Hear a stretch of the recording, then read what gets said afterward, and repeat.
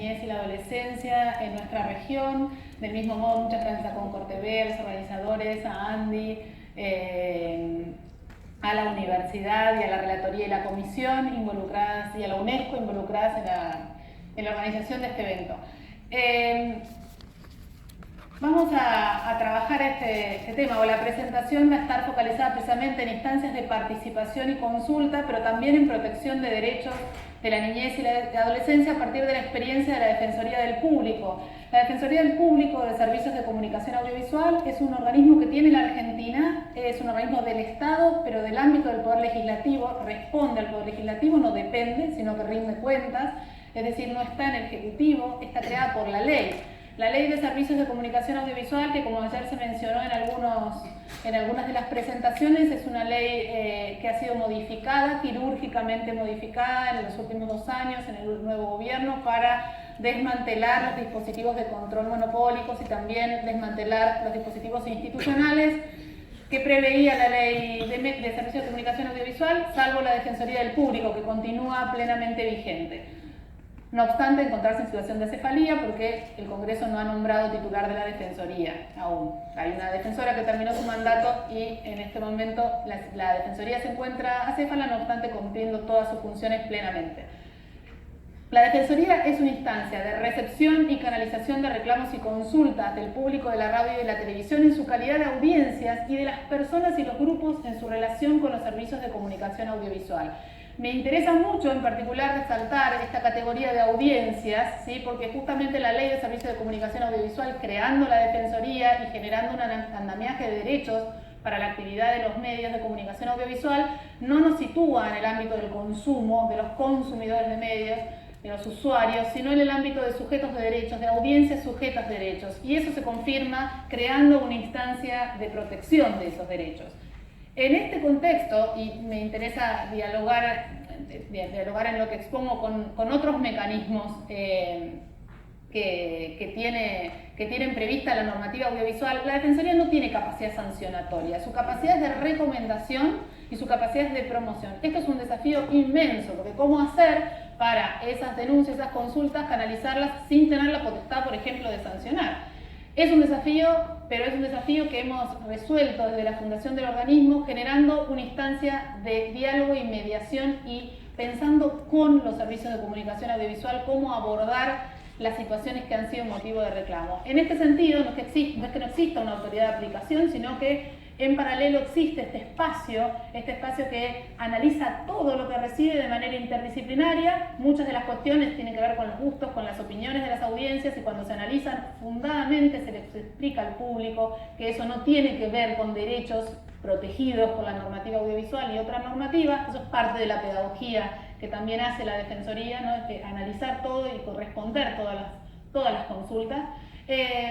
No obstante ello, cuando existe una situación que sí lo amerita, se generan instancias de diálogo. Como la competencia es federal, es en todo el país, nos trasladamos y estamos todo el tiempo viajando y trabajando en los distintos canales y radios en todo el país.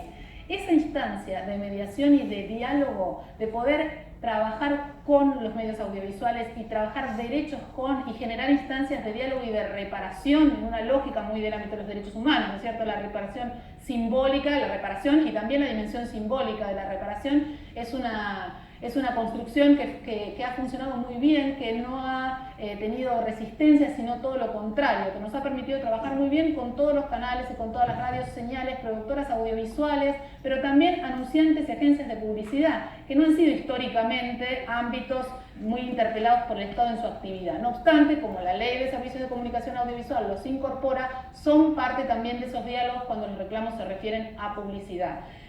La Defensoría también lleva adelante una tarea pedagógica muy fuerte, ¿sí? Con la idea de que nadie reclama un derecho que no conoce, una tarea pedagógica dirigida a las audiencias, pero también dirigida a comunicadores y comunicadoras. Y cuando hay un reclamo, parte de la reparación simbólica, con una idea de una garantía de no repetición, digamos, que la situación no se vuelva a producir, tiene que ver con trabajar con el equipo de noticias, con el equipo de producción de cada uno de los programas o los programas o los servicios informativos que estén vinculados al reclamo que hemos recibido, ¿sí? Ese reclamo en el que da cuenta de una vulneración de un derecho se transforma así en una oportunidad, ¿sí? Una oportunidad de formación, de capacitación y de profundizar derechos.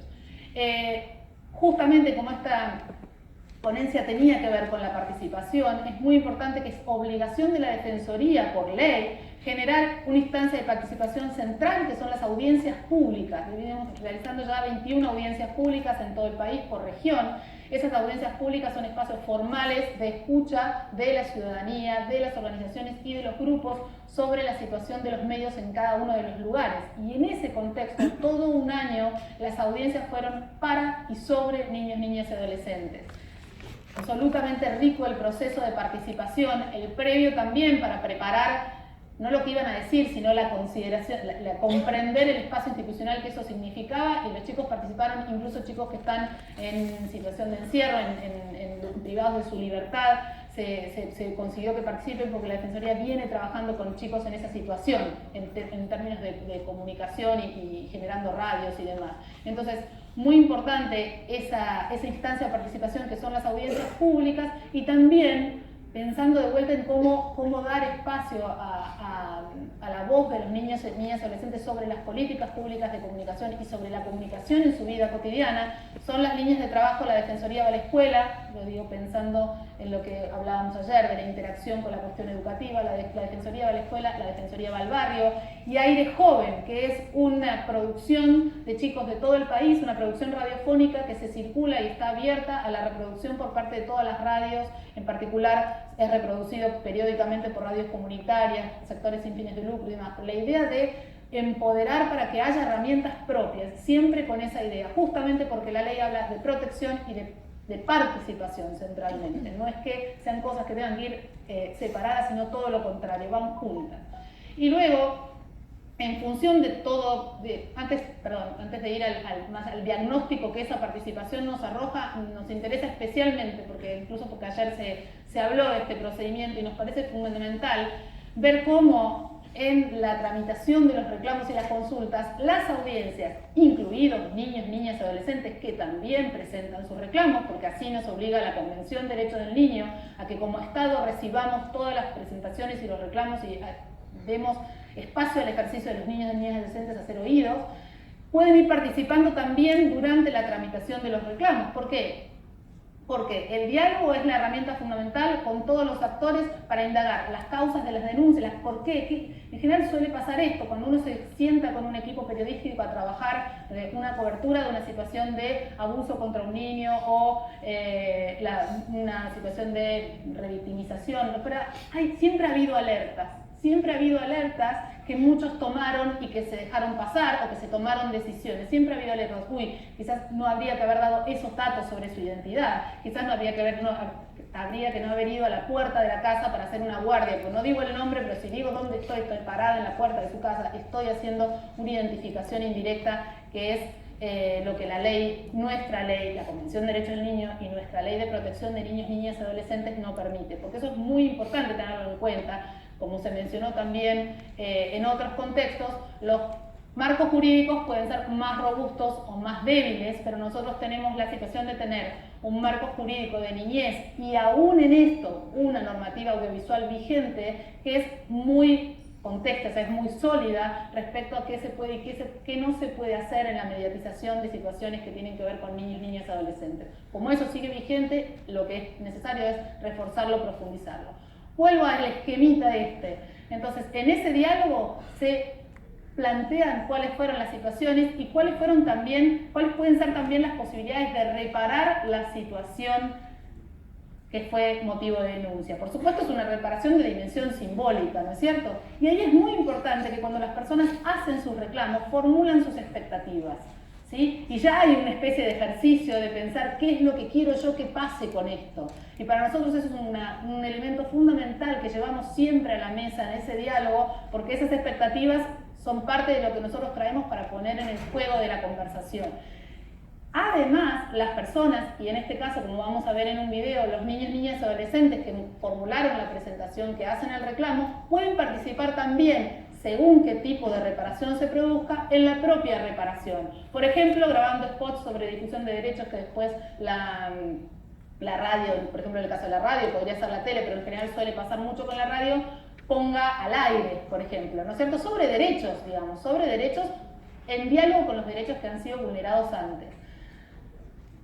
Del total, solo para tener una idea general, del total de reclamos de 2016 en la Defensoría, aquellos que se refirieron a representaciones, ¿sí? Es decir, cómo se trató a las mujeres, a las personas privadas, a las personas padecientes mentales, cómo se trataron todos los temas que tienen que ver con representaciones a los colectivos de la diversidad, el 22,9% corresponden a niños, niñas y adolescentes. Esto incluye tratamientos lesivos, violación de algunos de los derechos, como vamos a ver después, como parte del diagnóstico, o vulneración del acto para todo público, que son otros derechos, ¿no es cierto? Las protecciones específicas que la ley establece, que son similares a las normativas que estuvimos comentando hasta aquí.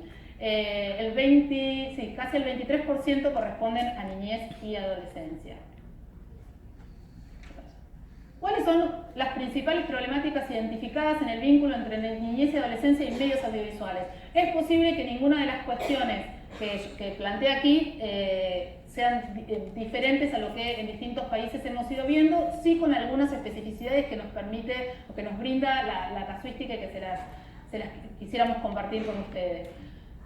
La primera son las representaciones estigmatizantes, criminalizantes o discriminatorias de la niñez y adolescencia, ¿sí? Entonces, en general, las estigmatizaciones tienen que ver con consumos problemáticos, con la orientación sexual o la identidad de género, y también, por supuesto, la estigmatización como estructural, podríamos llamar estructural a aquellos niños, niñas y adolescentes, en particular adolescentes de sectores más vulnerables o que se encuentran incluso, que viven incluso en ámbitos, espacialmente en un lugar en condiciones de vulnerabilidad. Allí se establece una especie de presunción de inocencia en contra, donde todos son culpables, ¿no es cierto?, porque pertenecen a una cultura de la delincuencia por la edad que tienen, por cómo se visten, por el lugar donde viven.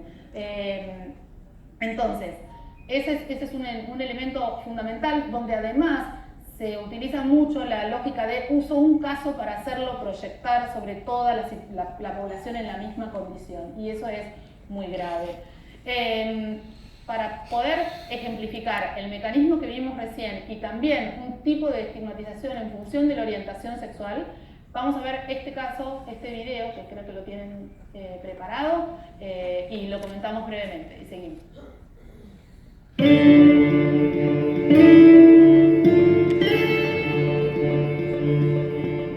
De las escuelas secundarias de San Juan asisten ya de adolescentes amanerados, mariquitas que seguramente van a ser de adultos homosexuales militares. Y en el futuro habrá que crear nuevas escuelas para los mariquitas. Esta es una sociedad en donde se predica desde el gobierno la homosexualidad.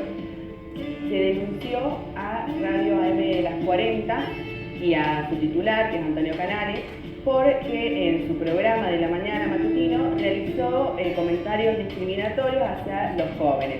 El Sindicato de Prensa y de Comunicación Social de San Juan se puso en contacto con Defensoría del Público y realizó la denuncia por contenido discriminatorio. Propusimos que diferentes organizaciones pudieran tener un espacio en esa misma radio y que pudieran hablar sobre los derechos de los niños, niñas y adolescentes. Tenemos derecho a no ser discriminados por ningún motivo. La radio y la tele deben respetar nuestra orientación sexual e identidad de género. Aparte, se comprometió a ceder una hora de programa en el horario que nosotros quisiéramos a organizaciones que pudieran hablar sobre los derechos de niños, niñas y adolescentes. La comunicación es un derecho humano, es de todos y todas, de adultos y chicos. Los medios de comunicación son importantes en nuestra vida y en nuestro desarrollo. Por suerte, en San Juan existe una conciencia por parte de las instituciones y de distintas organizaciones de la existencia de Defensoría del Público, y cuando nos hemos visto vulnerados en algún tipo de derechos por medios de comunicación, hemos contado con Defensoría del Público.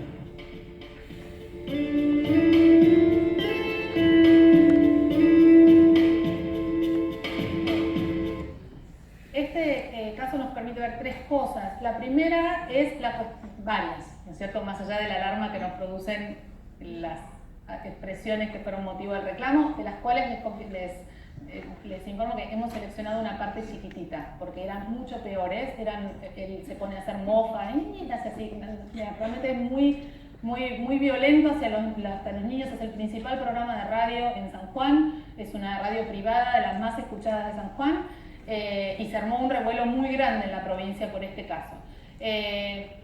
Entonces, ¿qué quiero mostrarles aquí? Esta persona que dio el testimonio, la actuación esa tiene como 50 denuncias, incluidas las de niños y niñas adolescentes. Justo tuvo la posibilidad de hacerle la entrevista a esta chica, pero que nos permite mostrar que la expectativa, nosotros le pedimos a la Defensoría esto, y después dice, la radio se comprometió a entonces ahí se ve que hay una conciencia de expectativa, de que se puede pedir al Estado que pueda tomar una intervención dentro de las competencias que tiene el organismo, que son las que define la ley. Después hay una idea de, después pasó esto, se comprometió a tal cosa, eso se tradujo en spots radiales que grabaron los propios chicos. Fuimos a San Juan y en una radio que nos prestó los estudios se grabaron los spots, ellos los escribieron, ellos los grabaron y después la radio los puso al aire. En eso terminó la actuación, pero lo importante es poder ver esa cuestión, ¿no es cierto? Después, otra cuestión es la vulneración de derechos personalísimos como la identidad, la vida privada, la intimidad familiar y la imagen. Hemos comentado esto en distintos momentos. Como les decía, nosotros tenemos una ley de protección integral que es muy enfática respecto a la protección del derecho a la dignidad y habla directamente a los servicios de comunicación audiovisual y a los medios en general. Una cosa importante en el link entre pantallas, una situación que nos ha revelado en los últimos meses, en el último año, la casuística, es la utilización de los perfiles de Facebook y las redes sociales de los adolescentes en particular, cuando, por ejemplo, se los quiere vincular a la comisión de un delito o se los quiere hacer formar parte de una banda, por ejemplo, vinculada a la comisión de un delito. Por eso es muy importante entender hasta dónde llega la protección de la intimidad y cómo en esos casos la prioridad es el interés superior, y eso es lo que dialogamos permanentemente en cada uno de los casos.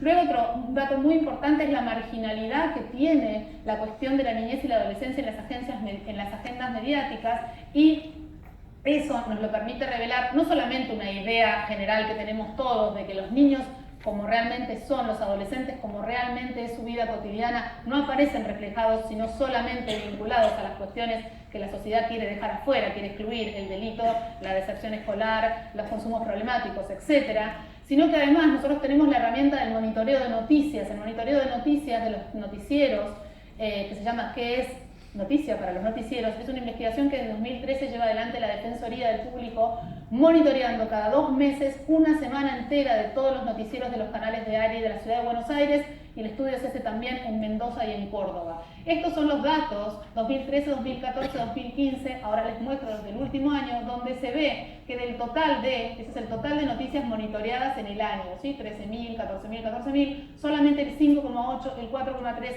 o el 3,5% aparecen. El tópico prioritario es niñez y adolescencia, se refieren a niñez y adolescencia, no nos está diciendo cómo, ahora nos va a decir cómo. En 2016, este es un desagregado de todo el monitoreo, ahí se ven los distintos temas, políticas, policiales, inseguridad, etcétera, etcétera. Vamos a ver que niñez y adolescencia es solamente el escaso 2,8%, lo de arriba es la proporción, la cantidad de noticias que representa, y lo de abajo el tiempo monitoreado, o sea, de todas las horas monitoreadas, solo el 4,2% corresponden a niñez y adolescencia, y en el 50% de los casos son noticias vinculadas a policiales e inseguridad. Es decir, nunca es una noticia que tenga que ver con, o en la mayoría de los casos no es una noticia que tenga que ver con representaciones que no sean asociadas a esos tópicos de la niñez y adolescencia, ¿sí? Lo último, ya sé que esto cumplió, pero ya termino. Y lo último, que es un tema que, lo último en el diagnóstico, que es un tema que se vino conversando aquí durante la mesa, es el tema de la exposición de los niños y adolescentes, los niños, pero en particular los niños, a lo que tiene que ver con lo que la normativa y en general todas las normativas prevén como no apto para todo público, en particular las situaciones de violencia y los relatos hipersexualizados. Es muy relevante y muy llamativo cómo la cuestión de la violencia tiene una dinámica, la representación de la violencia, que se actualiza con las fuentes, ¿no? Ahora tenemos las cámaras de seguridad que resistan el delito, la cámara de seguridad que te permite hacer la secuencia de todo el homicidio. Digo, se sofistica mucho la fuente y entonces se apela a esa fuente, primero viendo si pasa, y no pasa porque constituye la misma violencia que la ley no permite mostrar en ese horario. Más aún, nuestra ley es bastante inteligente en el sentido que dice material previamente editado que enfatice lo morboso, lo truculento y lo sórdido. Es decir, que es consciente de que alguien puede hacer de que hay en la edición previa la posibilidad de hacer una mostración respetuosa o hacer otra que no lo sea. Y una cosa muy importante que aparece cada vez más en nuestros distintos estudios es el tema de la publicidad en la programación dirigida a niños y adolescentes, tanto en las señales infantiles, las denominadas señales infantiles, como en la programación de los canales destinada a esta franja. Y aquí aparece una fuerte contradicción entre la prioridad que tiene, por ejemplo, una problemática como la obesidad infantil para la OMS, para la OPS, para UNICEF y para las distintas instancias que intervienen en esa temática, y lo que es la densidad que tiene la cantidad de productos alimentarios con ultraprocesados, grasas trans, azúcares, etcétera, etcétera, de la cantidad de programación infantil monitoreada en 2015 específicamente para un estudio sobre esto. Vienen primero los juguetes y después los alimentos ultraprocesados como cantidad de publicidad neta, digamos, en las tandas. Esto nos lleva a repensar el tema en muchos contextos donde todavía no se ha repensado. En el caso de Chile es muy interesante el caso de Chile, cómo trabaja la normativa respecto del etiquetado, pero también respecto de la publicidad. En el caso argentino aún es una discusión en ciernes. En este contexto, y pensando en los aportes que desde la Defensoría podemos plantear a esta discusión, a este debate, a lo que la Relatoría y la Comisión Interamericana están haciendo, dando prioridad al tema, entendemos que es muy importante que pudieran pensarse estándares o directrices interamericanas dirigidos a los medios de comunicación sobre representaciones lesivas, igualitarias y no discriminatorias en general, pero que involucren específicamente a niños, niñas y adolescentes, que permitan impulsar marcos regulatorios donde no los haya y reforzar los que ya existen. ¿Sí? Entonces pensar si existe la posibilidad de directrices interamericanas basadas, por supuesto, en los instrumentos internacionales de derechos humanos, que recojan además los avances y las normativas que sí en los países se implementan, pero que sobre todo permitan eso, reforzar las normativas que existen o impulsar normativas nuevas, basadas además como posibilidad en la responsabilidad, teniendo en cuenta la responsabilidad social de los servicios de comunicación audiovisual. Estamos en un contexto, como dijimos ayer, regresivo en términos de diversidad, pluralismo en los medios audiovisuales, normativas que planteaban limitaciones a la concentración y que han sido desmanteladas. En este contexto, la cobertura responsable, respetuosa y basada en un enfoque de derechos de esta temática nos parece que puede ser un tema fundamental para trabajar y que existe la posibilidad de pensar lineamientos o directrices interamericanas sobre esto. Luego, impulsar la incorporación de la temática de medios de comunicación en las relatorías temáticas. Esto mismo que está haciendo la relatora de niñez, desde la Defensoría lo hemos trabajado también con Relator contra el Racismo, es decir, con la CEDAW, es decir, incorporar la temática medios a las agendas de protección de derechos humanos de las relatorías, de los comités y las instancias de protección.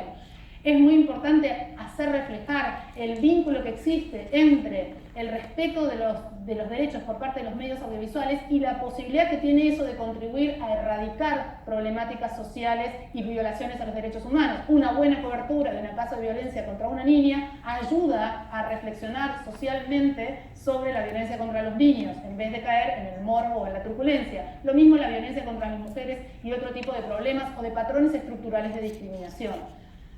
Finalmente, y lo último, la necesidad y la posibilidad de institucionalizar, digo institucionalizar como formalizar o incorporar ya en las currículas académicas la alfabetización mediática. Se decía mucho ayer la necesidad de que dialogue en el ámbito educativo, formal y no formal, con el acceso y la forma en que los chicos se relacionan con los medios.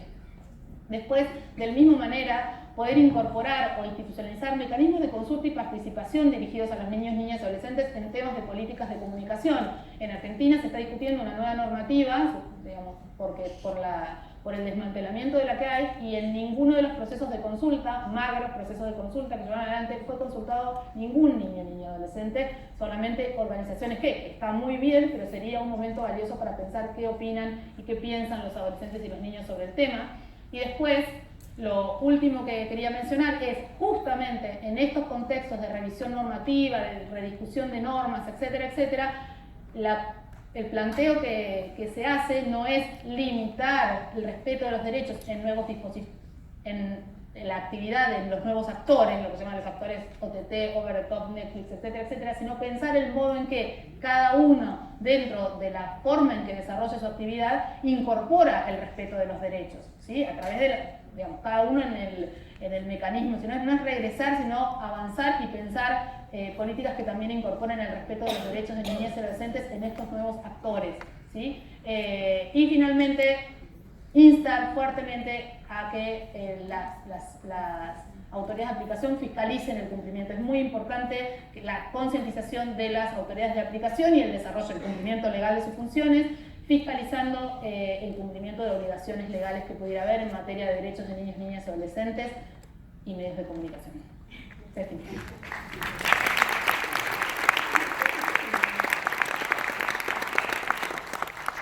Muchas gracias.